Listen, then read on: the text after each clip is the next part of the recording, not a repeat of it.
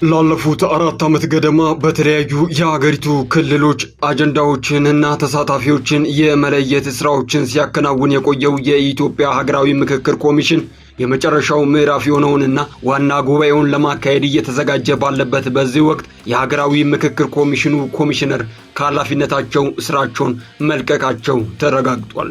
ወትሮውንም የገለልተኝነት ጥያቄን ጨምሮ የብልጽግና መንግስት አጀንዳ ማስፈጸሚያ እንደሆነ ሲተች የቆየው የሀገራዊ ምክክር ኮሚሽኑ ስራዎች ለኮሚሽነሯ ከኃላፊነት መልቀቅ ምክንያት ሆነዋል።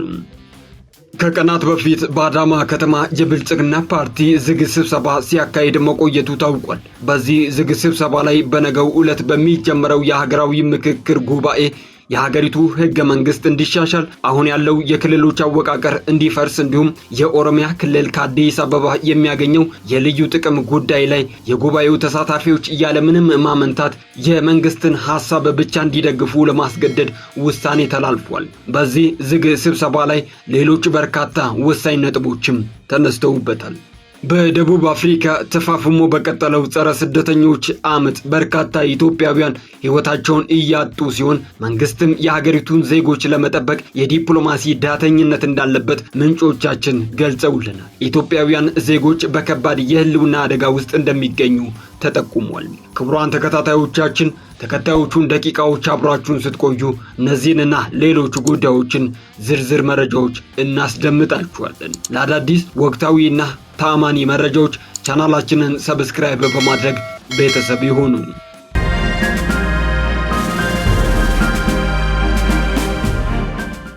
ቀዳሚ ወዳደረግነው መረጃችን ስናልፍ በደቡብ አፍሪካ የሚኖሩ ኢትዮጵያውያን የህልውና ስጋት ተባብሶ መቀጠሉንና የኢትዮጵያ መንግስትም የዲፕሎማሲ ድጋፍ አናሳ መሆኑ ተገልጿል። በደቡብ አፍሪካ የኢትዮጵያውያን ማህበረሰብ ፕሬዚደንት በሰጡት ማብራሪያ በአሁኑ ወቅት በተለይም ታውንሺፕ በሚባሉ አነስተኛ ከተሞች ውስጥ በንግድ ስራ ላይ የተሰማሩ ኢትዮጵያውያን ላይ እየደረሰ ያለው ጫና አሳሳቢ እየሆነ እንደመጣ ገልጸዋል። በደቡብ አፍሪካ የሚኖሩ የውጭ ሀገራት ዜጎች በተለይም ደግሞ ሰነድ የሌላቸውን ስደተኞች ከሀገር ለማስወጣት ያለመውና እስከ ሰኔ 23 ቀን 2018 ዓ.ም ተሰጥቶ የነበረው የጊዜ ገደብ መጠናቀቁን ተከትሎ በሀገሪቱ በሚኖሩ ኢትዮጵያውያን ላይ የተጋረጠው የህልውናና የደህንነት ስጋት ተጠናክሮ እንደቀጠለም ፕሬዚደንቱ አስረድተዋል። እንደ ጋና፣ ናይጄሪያና ኡጋንዳ ያሉ ሀገራት መሪዎች ስለ ዜጎቻቸው በግልጽ ድምጻቸውን እንዳሰሙ የሚገልጹት ፕሬዚደንቱ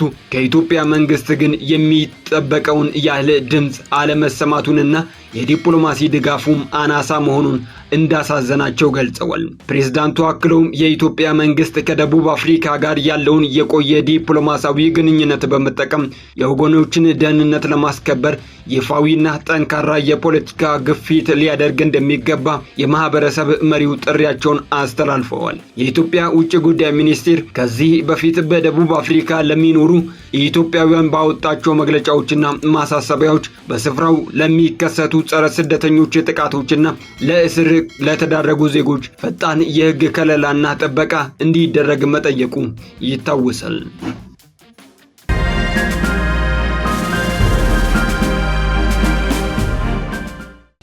በአዳማ ከተማ ከሰሞኑ አከራካሪ በሆኑ ጉዳዮች ላይ የብልጽግና ፓርቲ ማዕከላዊ ኮሚቴ ስብሰባ መካሄዱ ታውቋል። በፓርቲው ምክትል ፕሬዚዳንት አቶ አደም ፋራ የተመራውና ከየክልሉ የተውጣጡ ከ300 በላይ አባላት የተሳተፉበት በዚህ ስብሰባ ላይ ፓርቲው ለሀገራዊ ምክክሩ እንደ አቋም የያዛቸውና ሊተገበሩ ይገባል ያላቸው አጀንዳዎች ቀርበው ሰፊ ክርክር ተካሂዶባቸዋል። በተለይም ለሀገራዊ ምክክሩ የተዘጋጁና አከራካሪ የሆኑ የህገ መንግስት ማሻሻያ ሐሳቦች በሁለት የፓርቲው ከፍተኛ አመራሮች የቀረቡ ሲሆን ከነዚህም መካከል የራስን እድል በራስ የመወሰን መብት እስከ መገንጠል ከሚለው ህገ መንግስታዊ ድንጋጌ ውስጥ እስከ መገንጠል የሚለው ሐረግ እንዲሰረዝ የሚለው ይገኝበታል።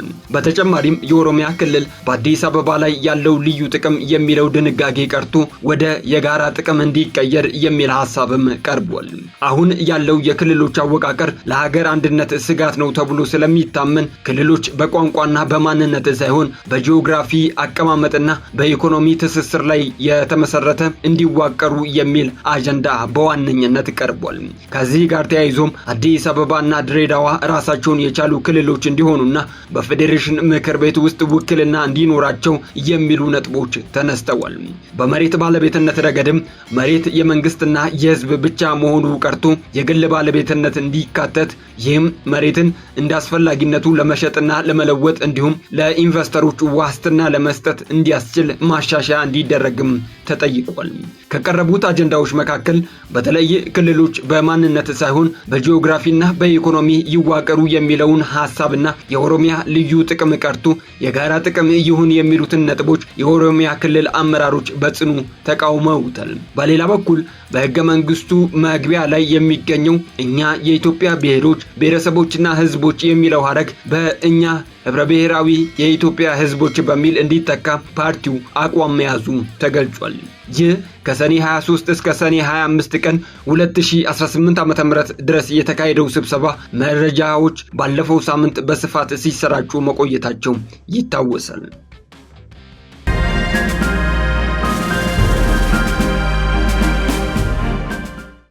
በመጨረሻም ወደ ሰዓቱ ዋና መረጃችን ስናልፍ ከሀገራዊ ምክክር ኮሚሽን አባል ኮሚሽነሮች መካከል አንዷ ኃላፊነታቸውን በገዛ ፈቃዳቸው መልቀቃቸው ተረጋግጧል። ኃላፊነታቸውን በገዛ ፈቃዳቸው የለቀቁት አባል ኮሚሽነር ኮሚሽኑ ከተሾሙለት 11 ኮሚሽነሮች መካከል አንዷ የሆኑት ብሌን ገብረመድህን ናቸው። ብሌን ኃላፊነታቸውን የለቀቁት በግል ጉዳይ ምክንያት በሚል ባቀረቡት የስራ መልቀቂያ ጥያቄ መሰረት መሆኑን የገለጹት ምንጮቹ በኮሚሽኑ ከተሰጣቸው ኃላፊነት ምክንያት ረጅም ጊዜ ወስዶብኛል ያሉትን የዶክትሬት ዲግሪ ትምህርት ለማጠናቀቅ ጊዜ እንደሚያስፈልጋቸው መጥቀሳቸውንም ጠቁመዋል። ኮሚሽኑ የሀገራዊ ምክክር ጉባኤ የሚጀመርበትን ቀንና አጀንዳዎችን በሀገር ውስጥ መገናኛ ብዙሃን በቀጥታ ስርጭት ይፋ ባደረገባቸው መርሃ ግብሮች ላይ ብሌን ያልተገኙ ሲሆን ሌሎች ኮሚሽነሮች ግን በእነዚሁ መርሃ ግብሮች ላይ ታይተዋል። ከ4 ዓመታት በላይ ከ11 ኮሚሽነሮች መካከል አንዷ በመሆን ያገለገሉት ብሌን ኮሚሽኑ የሀገራዊ ምክክር ጉባኤውን መቃረብ ተከትሎ ከተለያዩ ባለድርሻ አካላት ጋር ባካሄዳቸው ውይይቶችና ሌሎች ቅድመ ዝግጅቶች ላይም አልተሳተፉም።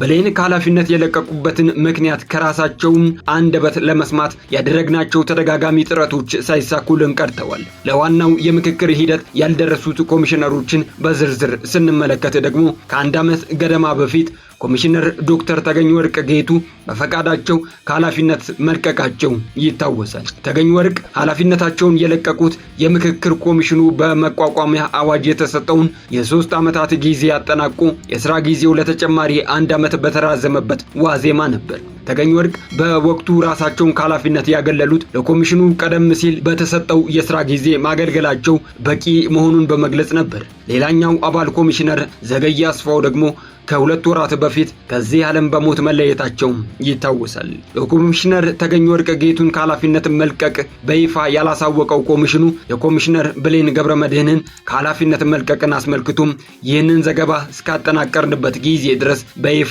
የሰጠው ማብራሪያ የለም። ኮሚሽኑ ከ1 ዓመት በፊት ከኃላፊነታቸው በለቀቁት ዶክተር ተገኝ ወርቅም ሆነ በቅርቡ በሞት በተለዩት ኮሚሽነር ዘገየ አስፋው ምትክ ሌላ ኮሚሽነር እንዲሾምለት ለሕዝብ ተወካዮች ምክር ቤት ያቀረበው ጥያቄ እንደሌለም ምንጮቻችን ገልጸውልናል። የኮሚሽነር ብሌን ከኃላፊነት መልቀቅን ተከትሎም በቦታቸው ተተኪ ኮሚሽነር እንዲሾም ጥያቄ ይቀርባል ተብሎ እንደማይጠበቅም በመጥቀስ ኮሚሽኑ በቀጣዮቹ ወራት በቀሪዎቹ 8 ኮሚሽነሮች ብቻ እንደሚመራም ምንጮቹ ገልጸውልናል።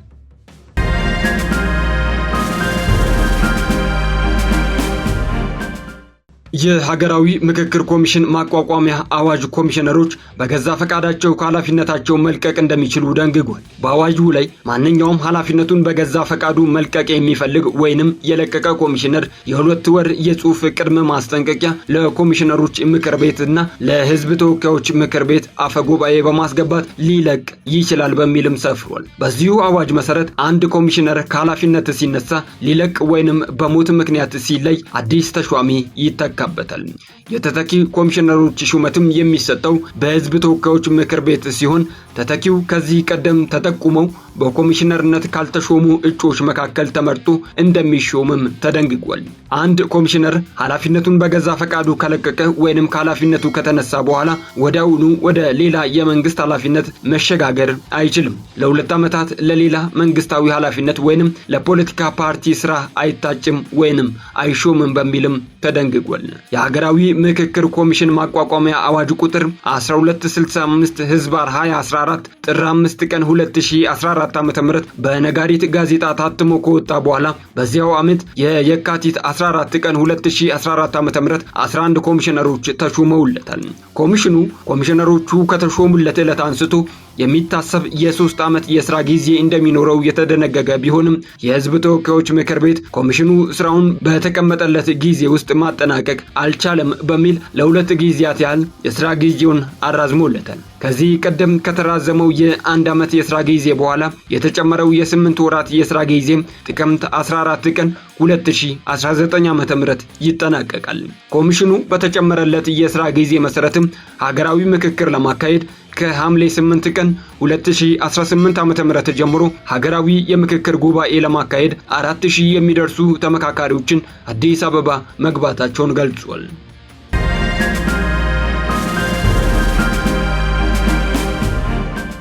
ክቡራን ተከታታዮቻችን ለሳቱ ያሰባሰብናቸው አዳዲስና ወቅታዊ መረጃዎቻችን በዚሁ አበቁም። ለሌሎች አዳዲስና ወቅታዊ እንዲሁም ታማኒ መረጃዎች ቻናላችንን ሰብስክራይብ በማድረግ ቤተሰብ ይሁኑ።